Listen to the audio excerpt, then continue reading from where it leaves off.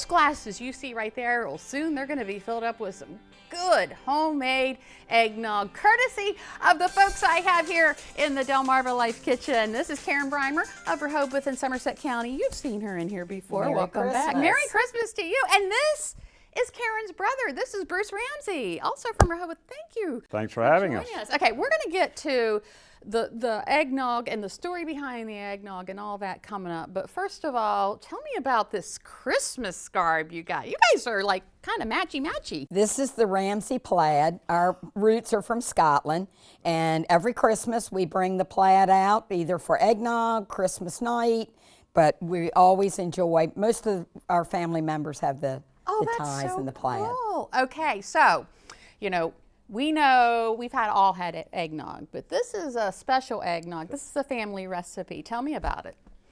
Well, the recipe originally started with our father and our grandfather were in the chicken business, and they had an abundance of eggs. The cracked eggs could not be hatched, but they could use them for consumption.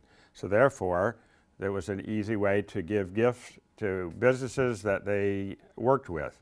And so this stems back to the 1950s forward. Wow. So, well, it sounds like we better get started because we have to crack all those eggs, don't we? Right. We better get busy. We need to get busy. Karen says we need to get busy. There's one thing to know about making eggnog. We are dealing with the only thing that's uncooked are the eggs. So the eggs have to be cooked for consumption. They are actually going to be chemically cooked. They're not heated, but the brandy will cook the egg, and therefore it will then last. And the question is we're using Applejack brandy, but you can also, in theory, make it with peach brandy or apricot brandy. But Applejack is just a flavor that we've always enjoyed and has become our family tradition. We use the bottle, so you use the bottle of brandy, and then for simplicity, then you just fill that bottle half again with whiskey, and then a quarter again with rum. And then you use the half and half. Now I will tell you when we do half and half, I always buy the half and half with the lids, because you can then reload the eggnog back. It makes nice little gifts. Oh. And then you can tighten the lid, wash it so that it's still safe to use. And then also I'll use these to reload. Well, let's get started. So we'll get started here with these. Okay. All right, so if you'd like to show your skills at separating an egg. Separating an egg, okay. So now, here's what we want. We want the yolks in here, and we want the whites in here. Okay. If you spill yolk, we have to make sure that goes into the yolk because that has to be cooked. It can't have the raw yolk left. Oh, there's no pressure here. No. So we'll give it a try here. And Bruce, you wash all of the containers, don't you? That's correct, because if you wash the containers and then you're reloading them, the spillage can then be, will go back into the large container. Now, if you get a little bit of the egg white in here, that's no harm. Okay. So far we're doing great because I don't see any yolk in there. Okay, so far I've only cracked one, so there's a long way to go. How many eggs do we have here altogether? We're doing 9. 9. A large recipe would call for 12.5, but we've cut the recipe in half today. I've got some stubborn whites here. That's okay. You can.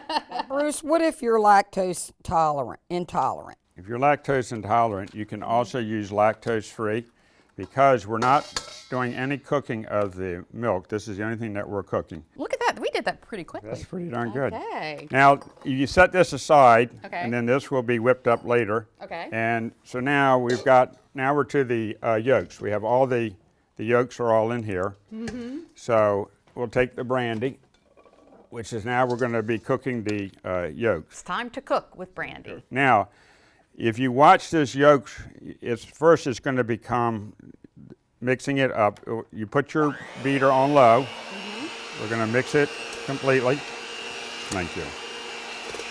And then you're going to slowly add this.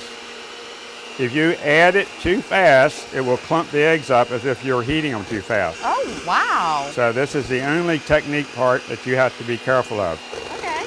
And you'll start to notice the egg yolks will become a little bit white and a little bit foamy. Yeah. So how long does this take? I mean, that's a lot of... Well, no, you'll see I'll speed up a lot here. Oh, okay. But this is the most important part, is when it's first starting to cook. See how it's getting a little lighter in color? Yep. And you'll just gradually just add a little bit at a time and be patient. This is the only thing that takes a little time. Yeah. Who knew you could cook eggs with brandy? We may start a new trend. Yeah. And just make sure that when you're doing this, you mix it all the way around to get all your yolks incorporated. Okay. When the men would be in the kitchen making the eggnog, we children would be in the living room putting up the Lionel train. So that was another part of our family tradition. Now you start to see how they're getting like a little lighter in color. So at what point did you get to help make the eggnog? We got to taste it. You got to taste it? Well, it transitioned, but you know. Taste the had eggnog, all the kids are asleep. That's right. Now you'll see it's getting a little thicker, Yeah. and that's, see how it gets like whiter, creamy. Yeah. You just keep mixing, Okay. and then you're starting to notice it takes a little time, and just being patient with it. See how they're getting like a little thicker. Yep. Well, I'll tell you what.